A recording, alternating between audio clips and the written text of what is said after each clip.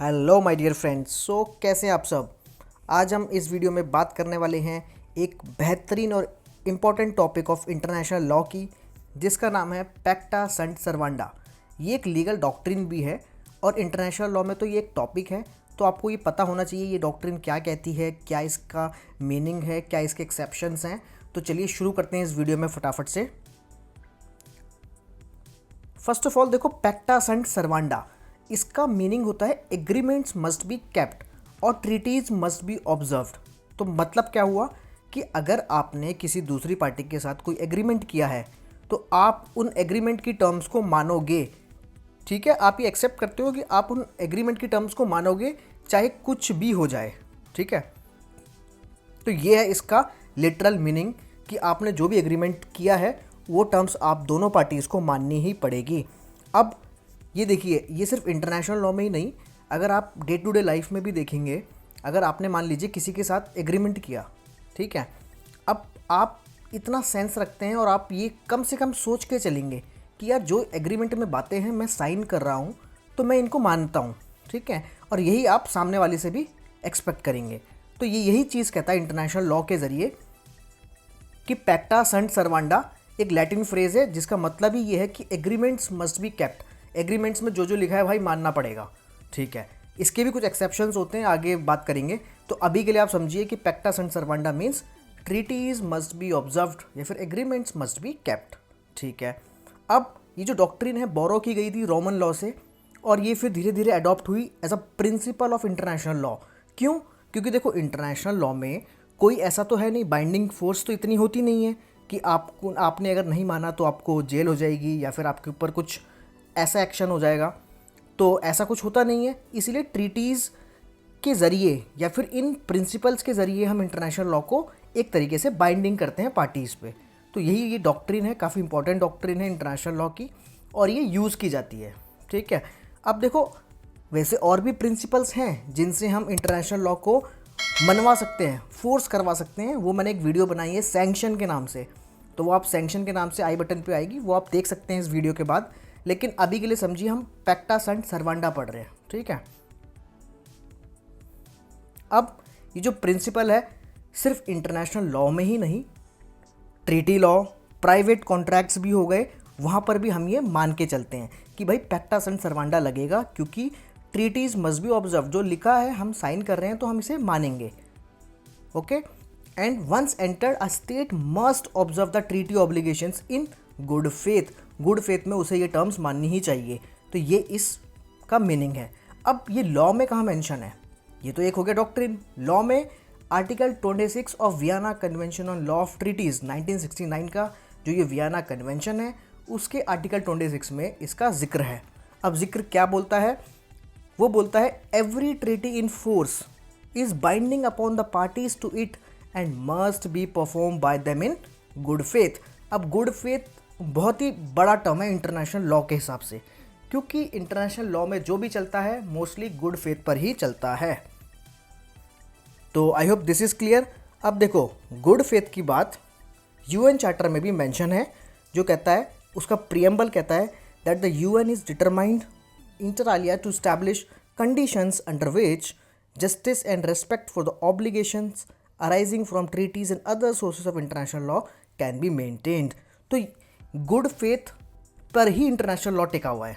ठीक है, तो अगर गुड फेथ पे हमें ट्रीटी की बातें माननी है, ये इसका मतलब है। अब देखो, इसके कुछ एक्सेप्शंस होते हैं, उनकी बात कर लेते हैं कि कब कब ट्रीटी में लिखी हुई बातें भी हम नहीं मानेंगे तो चलेगा। ठीक है, कब कब चलेगा, उसके अलावा कभी नहीं चलेगा, हमें ट्रीटीज़ की बातें माननी ही पड़ेगी। पर कुछ ऐसी सिचुएशंस आती है जहाँ पे हम उसको एक्सेप्शन बोल सकते हैं, किसका? पैक्टा संट सर्वांडा का। पहला एक्सेप्शन, बहुत ध्यान से, fundamental change in circumstances. Circumstances he change हो गए और इस टर्म को बोलते हैं रिबस सिक्स स्टैंडिबस। ये एक अलग से एक डॉक्ट्रिन है, इस पर मैं एक डेडिकेटेड वीडियो बनाऊंगा। तो अभी के लिए आप समझिए कि अगर फंडामेंटल सिचुएशन ही चेंज हो गई तो हम कैसे उन बातों को मान सकते हैं? ठीक है, इसका एग्जांपल देखिए, a treaty signed between two nations regarding a water sharing agreement may become unenforceable if the river dries up to due to climate change. भाई पानी का समझौता हुआ था, अब नदी ही सूख गई अब क्या, अब कैसे हम कर दें, ठीक है ना, तो वो ट्रीटी वहाँ पे ख़त्म हो जाती है। तो ये पहला एक्सेप्शन। दूसरा है वायोलेशन ऑफ जस्ट कोजेंस। ये भी एक बहुत ही इंपॉर्टेंट इंटरनेशनल लॉ के टर्म है, इस पर भी मैं एक डेडिकेटेड वीडियो बनाऊंगा। तो इसका मतलब होता है कुछ ऐसे रूल्स जिनको हम बिल्कुल भी तोड़ ही नहीं सकते, जैसे कॉन्स्टिट्यूशन ऑफ इंडिया के हिसाब से जो हमारा बेसिक स्ट्रक्चर है, सुप्रीम कोर्ट ने बोला है केशवानंदा केस में कि बेसिक स्ट्रक्चर को भाई आप कुछ नहीं कर सकते हो, बाकी आपको जो चेंज करना है करो, ठीक है। तो आप जस्ट कोजेंस को मान के चलिए कि इंटरनेशनल लॉ का एक बेसिक स्ट्रक्चर है। तो violation of basic structure of international law अगर मैं ऐसे बोलूँ तो अगर वहाँ पे भी होता है तो तब भी हम उस ट्रीटी को नहीं मानेंगे, क्योंकि वो ट्रीटी ही वायोलेट कर रही है किसको, जस्ट कोजेंस को। जैसे एग्जांपल देखिए, अ ट्रीटी परमिटिंग स्लेवरी हमने ट्रीटी कर ली कि भैया हम अपने देश से कुछ लोग भेजेंगे, उनसे आप गुलामी करवाओ, आप हमें भेजना, हम उनसे गुलामी करवाएंगे, ठीक है। या जेनोसाइड के लिए कोई ट्रीटी कर ली तो ये वाइड होगी भाई, ये नहीं चलेगी।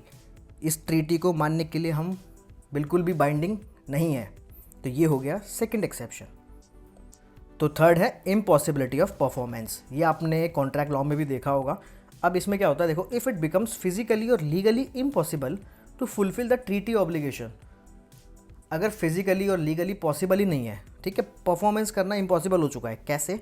If a treaty requires a nation to deliver goods but those goods no longer exist, ठीक है, कुछ एक गुड्स की डील हुई थी, लेकिन मान लीजिए किसी ने, एक कंट्री ने दूसरी कंट्री को ऑयल भेजना था, ठीक है, पर अब दूसरी कंट्री का किसी थर्ड कंट्री से वॉर हो गया और वॉर के कारण उन्होंने उनका जो ऑयल रिजर्वेयर था वो डिस्ट्रॉय कर दिया, ठीक है, पूरा ऑयल प्लांट डिस्ट्रॉय हो गया। अब कहाँ से भेजेगा भाई, वो नहीं भेज सकता ना।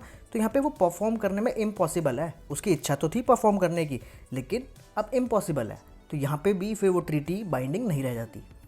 नेक्स्ट इज कोर्जन और फ्रॉड। अगर आपने किसी को डरा धमका के अपने फाइटर प्लेन्स और वॉरशिप ले जाके कोई एग्रीमेंट साइन करवा लिया, तो वो बाद में ये प्रूव कर सकता है कि नहीं भाई, मेरे साथ तो कोर्जन हुआ है और फ्रॉड हुआ है, ठीक है।